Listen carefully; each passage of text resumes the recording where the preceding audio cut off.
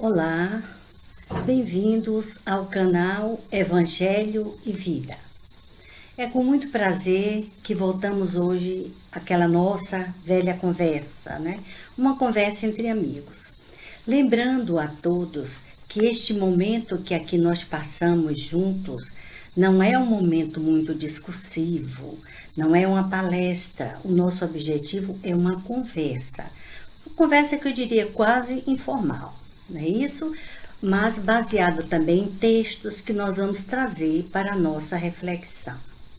E sendo assim, hoje eu estive pensando muito nesses dias atuais sobre a questão do conhecimento de si mesmo. O que seria esse conhecimento de si mesmo? Às vezes a proposta nos assusta. A gente fica assim um tanto desconfiado, né? O que querem saber de mim? Mas não é bem o que querem saber de mim, o que eu preciso saber sobre mim mesmo. O que eu preciso entender e compreender sobre aqueles pensamentos e comportamentos que eu preciso identificar na minha transitória, digamos assim, no meu trânsito com os meus colegas, com os meus amigos, com os meus parceiros de trabalho, dentro do meu lar. Como é que está sendo a minha postura? Alguém está me avaliando? Está me dando o retorno necessário? Nem sempre isso acontece, não é? E quando acontece, a gente fica logo desconfiado. É aquela, se alguém olha para você, porque a avaliação vem mesmo através de um olhar. Se olha para você com um olhar diferente, você diz assim, o que é que está me olhando? Nunca me viu, não? Aí a pessoa fica assustada. Não é? Chegou para você um olhar diferente. E é esse olhar diferente que nós precisamos estar atentos, porque a comunicação vem através de gestos, não só de palavras, vem através de gestos, de olhares. Vamos ficar mais atentos. E nos dias atuais, qual é a angústia existencial do momento? Ora, meus amigos, é muito antigo esse questionamento, não é? Quem sou eu? De onde eu vim? Para onde vou? O que é que eu estou fazendo no mundo? Tem gente que diz assim, eu não sei nem o que é que eu estou fazendo aqui. E quando eu morrer, para onde é que eu vou? Né? Quando perguntava, agora eu me lembrei agora de Chico Xavier, um companheiro dele disse que quando perguntou a Chico Xavier, ô Chico, e quando a gente sair daqui, a gente vai para onde?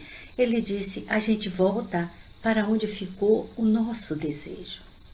Lembra do que nós falamos sobre os nossos desejos, o nosso foco de interesse, o que nos mobiliza a vida, o que nos mobiliza essa caminhada, esse trânsito aqui entre as pessoas amigas, inimigas, pessoas queridas, pessoas bonitas, pessoas feias.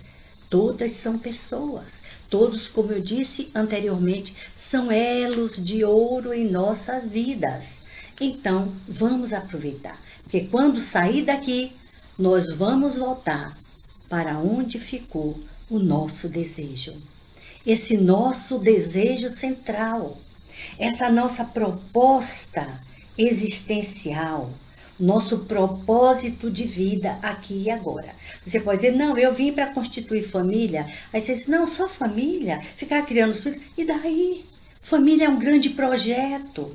Aí vim também para desenvolver um projeto existencial numa linha de trabalho, de ação conjunta, num trabalho comunitário, num trabalho, digamos assim, mais de igreja, num trabalho, digamos, nas diversas religiões.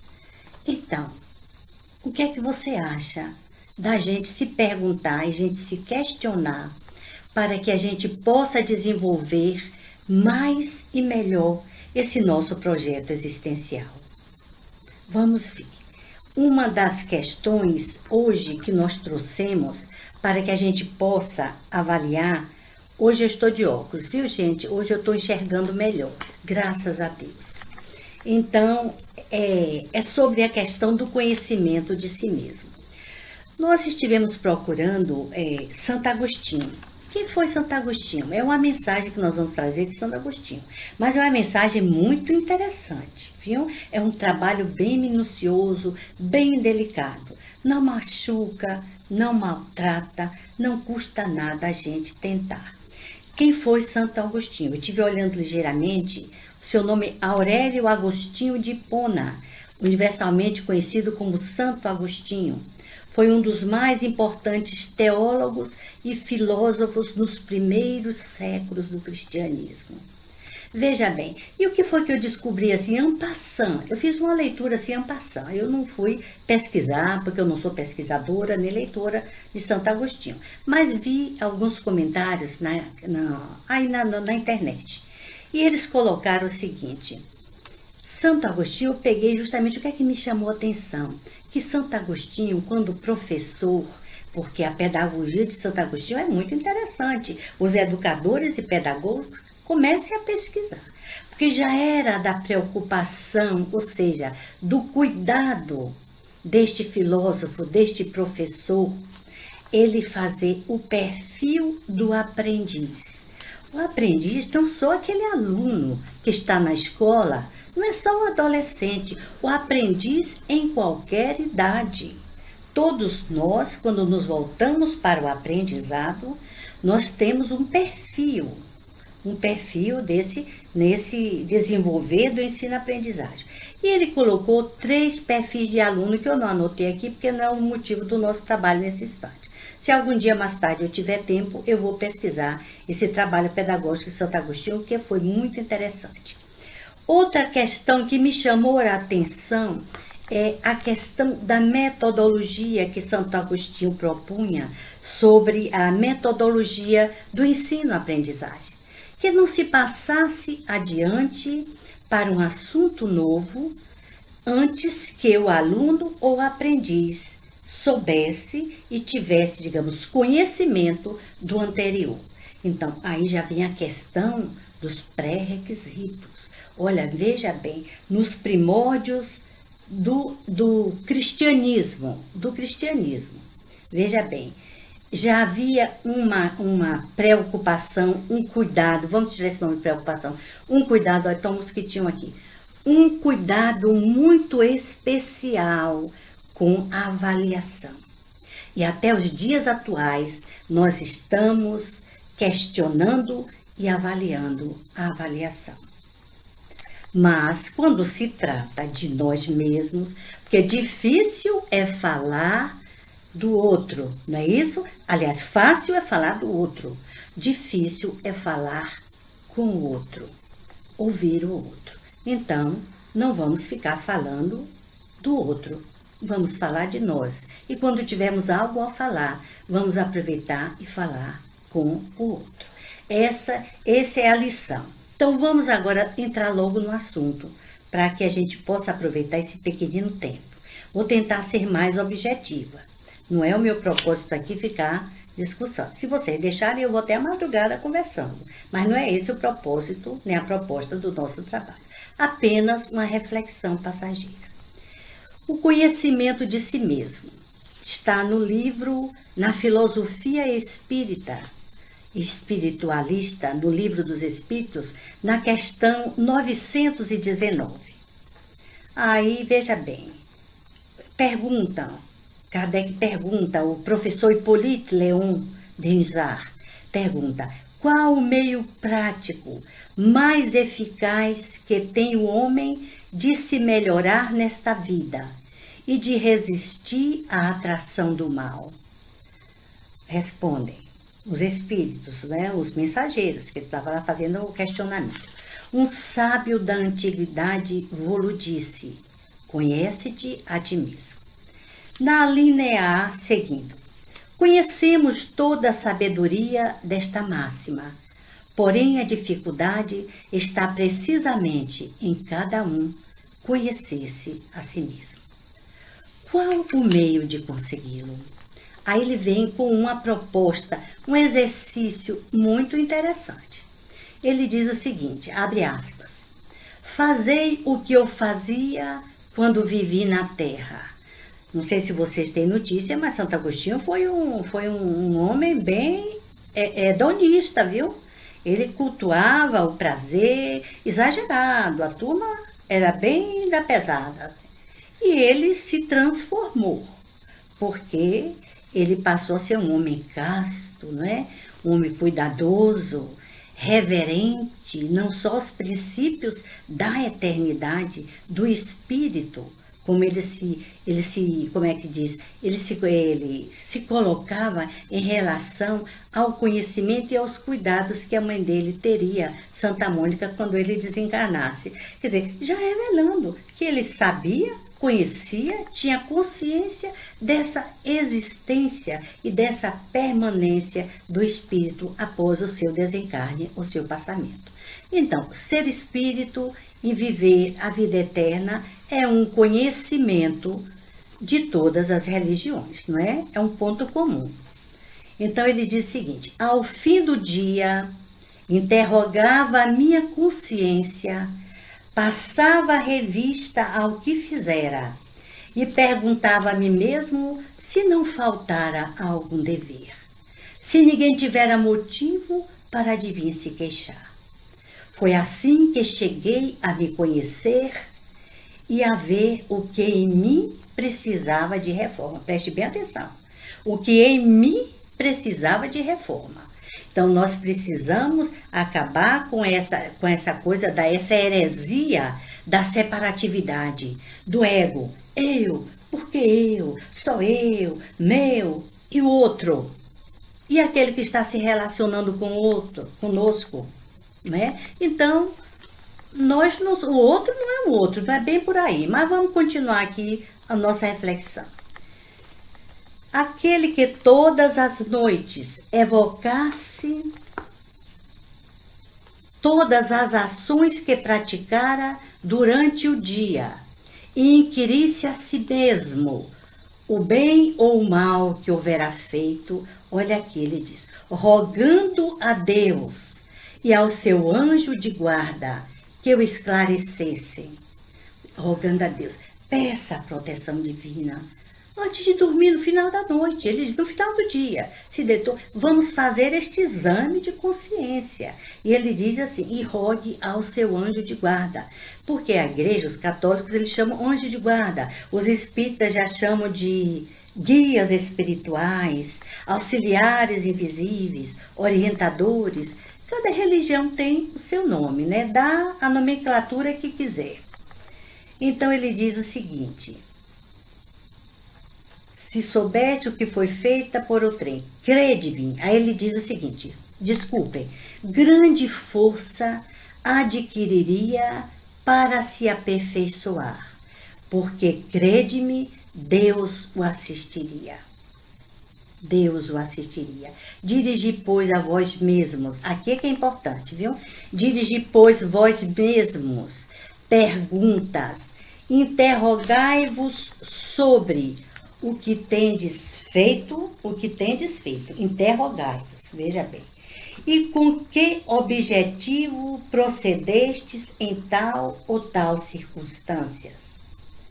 Sobre se fizeste alguma coisa que feita por outrem, censuraríeis. Sobre se obrastes alguma ação que não ousaríeis confessar. Aí é que está a questão, não é? Perguntai ainda mais, se aprovesse a Deus chamar-me neste momento, teria que temer o olhar de alguém, ao entrar de novo no mundo dos espíritos, onde nada pode ser cultivado, pode ser ocultado? É porque a leitura, depois desse decesso carnal, que nós deixamos esse corpo físico, essa caixinha, meus amigos, a consciência vai se liberar. Então, cuidado com os pensamentos, que olhar já estão vendo pensamentos. A linguagem dos espíritos é uma linguagem através dos pensamentos. Não sei, haja exceção, eu acredito, com os espíritos mais endurecidos, mais ignorantes, mas, digamos assim, em linhas gerais, a ordem é essa, a linguagem do pensamento. Então, ele diz o seguinte: examinai o que pudeste ter obrado contra Deus, depois contra o vosso próximo, e finalmente contra vós mesmos. Eu, Deus e o outro. quando Jesus nos ensina, amai o vosso próximo como a ti mesmo. Se eu não me amo, como é que eu vou amar o próximo? Como é que eu vou amar a Deus? Então, o amor de Deus e Deus em mim, eu me amo. E o amor que eu vou distribuir é a extensão desse amor que eu cultivo. Eu me amo, eu me cuido, eu me respeito. Veja bem, aí ele diz o seguinte, as respostas vos darão ou o descanso para a vossa consciência, ou a indicação de um mal que precise ser curado. Não é isso? É muito, muito interessante. Então ele vem mais além, nós vamos comentar um pouquinho, viu? O conhecimento de si mesmo é, portanto, a chave do progresso individual. Mas direis, como há de alguém julgar-se a si mesmo? Aí é que vem aquela questão. O amor próprio. De repente vocês, poxa, eu sou humano, né, gente? Tenha paciência, eu sou só humano. Quer dizer, eu sou humano, mas eu chuto o gato, eu chuto o cachorro, eu chuto a mesa, eu xingo a vovozinha, a mãezinha, eu mando para aquele lugar. Eita, meu Deus! E Jesus, quando nos diz, não podemos nem dizer para o outro, não devemos. Raca, veja bem, que é reles, quanto mais dizer ao outro que ele é louco, é muito grave. Os nossos pensamentos, as nossas palavras, maltratar os animais como se eles fossem ninguém, nossos irmãos da criação. Meu Deus, a mesa não fala, a mesa não pensa. Então veja bem, aí ele diz, vamos voltar à questão, né, com Santo Agostinho. Não está aí a ilusão do amor próprio para atenuar as faltas e torná-las desculpáveis? É o que eu coloquei aqui antes, né? O avarento se considera apenas econômico e previdente, não é isso? O orgulhoso julga que em si só há dignidade.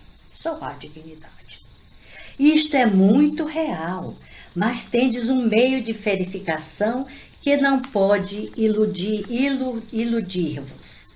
Quando estiverdes indeciso, olha aqui a tática, o procedimento, a estratégia, não é isso?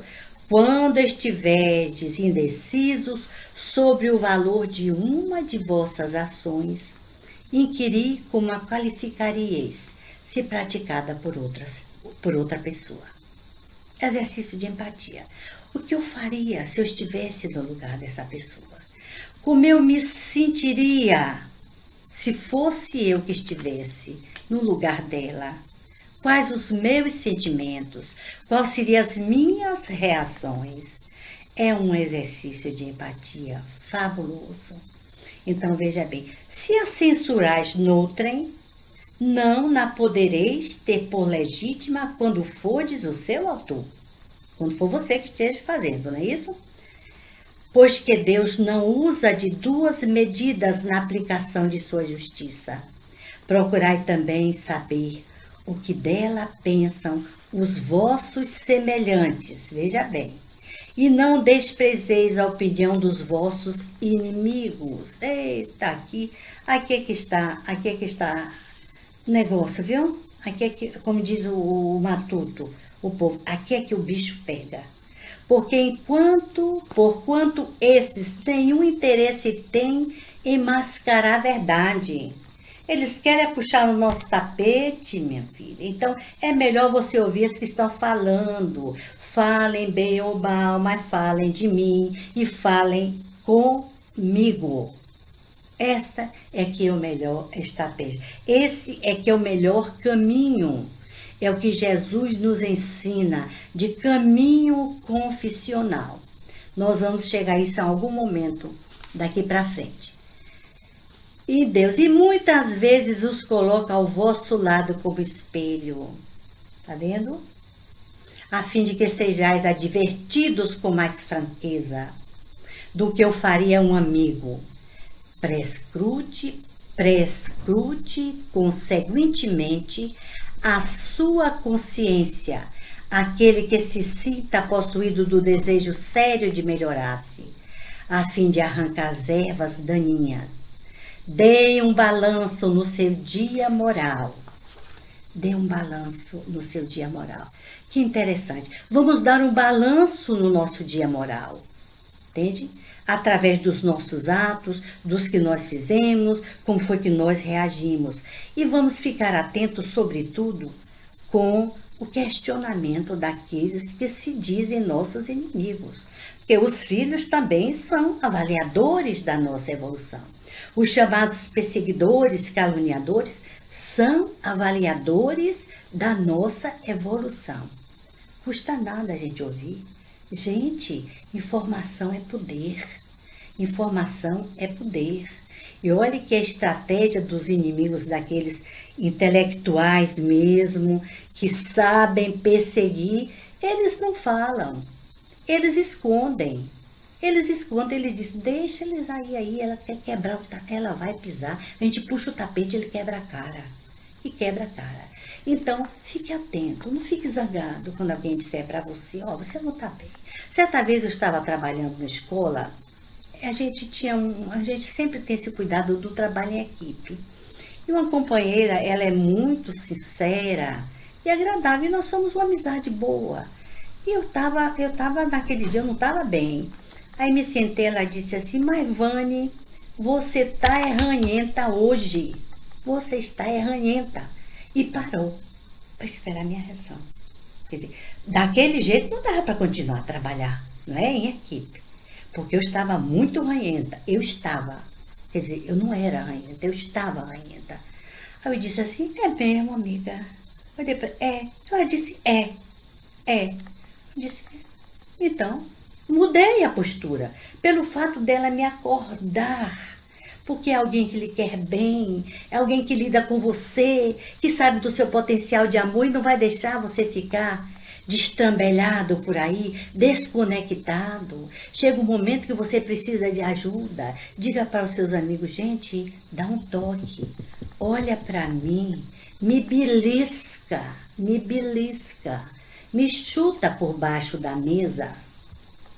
Eu passei algum tempo difícil na minha vida, nessa minha caminhada, e foi um momento bastante difícil nas lides espirituais, perseguições de todos os lados.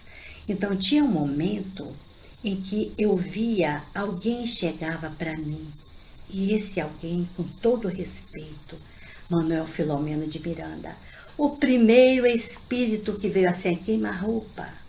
E no momento de provação grande, difícil, em que eu estava praticamente só, ele pegou, tocou em meu ombro e disse, eu vou lhe ajudar. Isso é um amigo. E várias vezes, em momentos difíceis, ele chegava.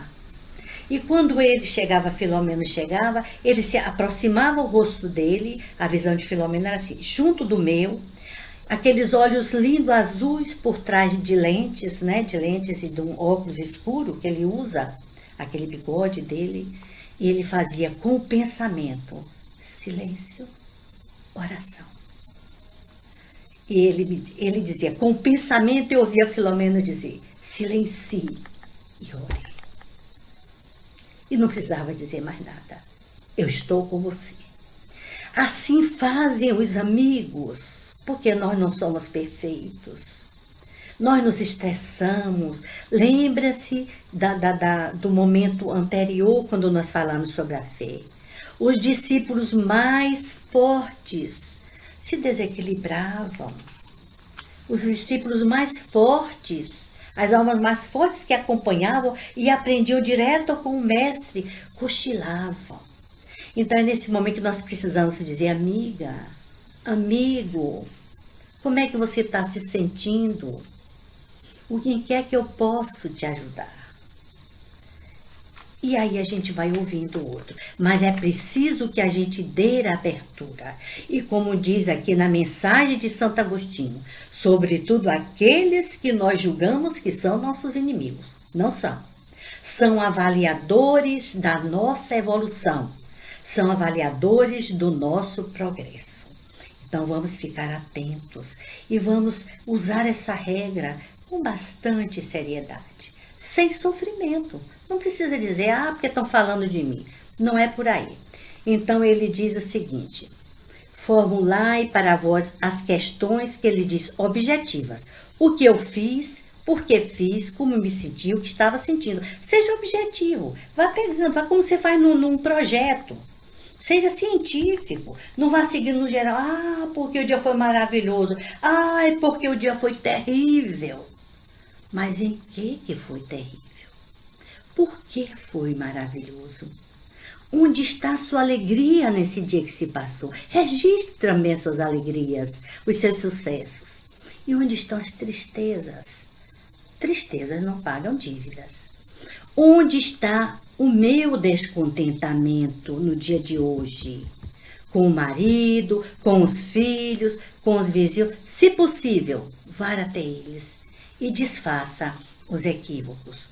Ouça o que é que eles têm a lhe dizer. E não deixe demorar muito, até o final do dia, porque disse Jesus, reconciliai-vos enquanto estáis a caminho. E por que Santo Agostinho coloca aqui que é no final do dia? Porque o processo de regressão de memória vai ser muito mais difícil. 1 ano, 2 anos, 3 anos, já pensou? Você acumular insatisfações, você ignorar coisas que você precisa saber para te dar um poder maior sobre você mesmo? Então, no final do dia fica mais fácil. Não precisa orar não, sinta e passa assim. E vamos levando. Pensa, pega as coisas principais. Não durma com raiva. Não durma com ressentimento. Se puder, tire todas as suas dúvidas. Nada como um dia após o outro. Mas quando a gente sabe, aproveitar o dia. Não é? Então vamos ver se nosso Santo Agostinho colocou aí mais alguma coisa. Ele diz que a gente faça esse balanço do dia moral como o comerciante avalia suas perdas e seus lucros. E eu vos asseguro que a conta destes será mais avultada que a daquelas. Se puder dizer que foi bom seu dia, poderá dormir em paz e aguardar sem receio o despertar na outra vida. Gente, ele diz mais coisa aqui, Santo Agostinho, vocês vão, eu vou colocar aí, tá colocado aí no YouTube, vocês, todas as referências de música, de tudo que eu coloco aqui. Eu vou colocando referências, por isso que eu estou fazendo essas colocações, para que vocês, no desejando, vá lá, verifique, leia, não custa nada. Leia um pouco, estude, pesquise.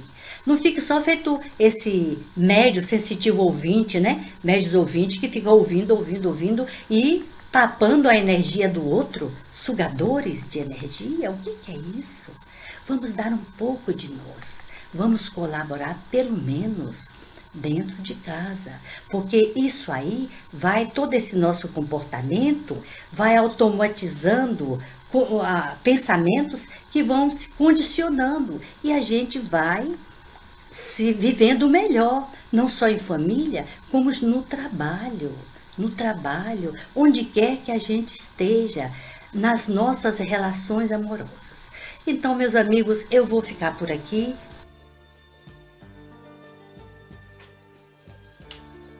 Meditando com a Rosa. Encontre uma posição confortável. Feche os olhos. Sinta presente o seu corpo. Desvie sua atenção de tudo o que acontece lá fora. Observe o que acontece com você. Respire algumas vezes, tomando consciência de sua respiração. Inspirar, reter, soltar. Respire naturalmente. Agora, visualize um jardim de rosas. Sinta o perfume das rosas.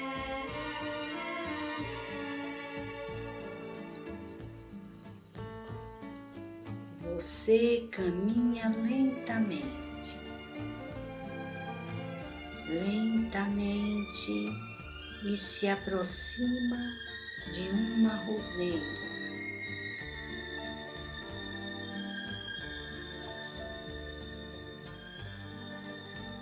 Um botão de rosa vai se abrindo. Aos poucos vai se abrindo. Você acompanha esses passos em silêncio, observando tudo o que acontece nesse momento.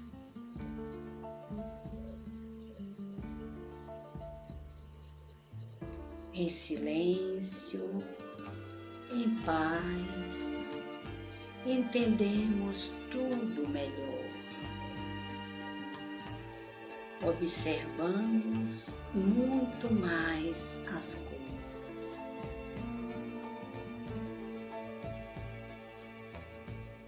Ouça a música.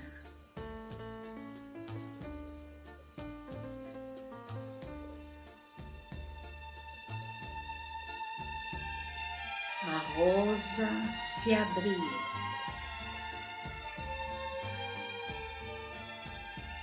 Vá aos poucos, voltando ao seu ambiente, abrindo os olhos devagar.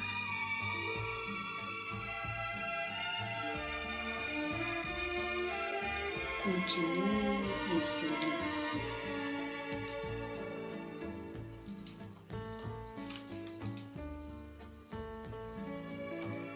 Se quiser, observe a tela por alguns segundos.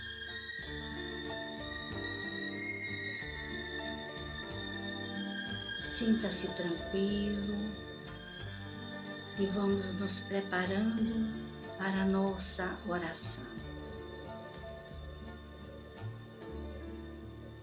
Senhor, abençoa o nosso esforço pessoal, as nossas boas intenções,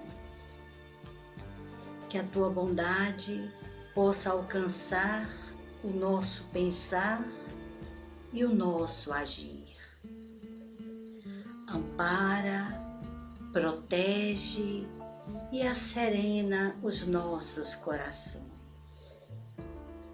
Permita, Senhor, que os amigos da luz, auxiliares invisíveis, visitem o nosso lar, distribuindo os benefícios da saúde e da paz. E nessa busca de autoconhecimento, vamos te pedir, Senhor, que nos ampare, que nos estimule a força, a vontade e o desejo de cada dia trabalhar, servir, colaborar na obra do Teu reino, dentro de cada um de nós. Sê conosco, Senhor, agora e sempre, que assim seja. Gratidão, gratidão, gratidão.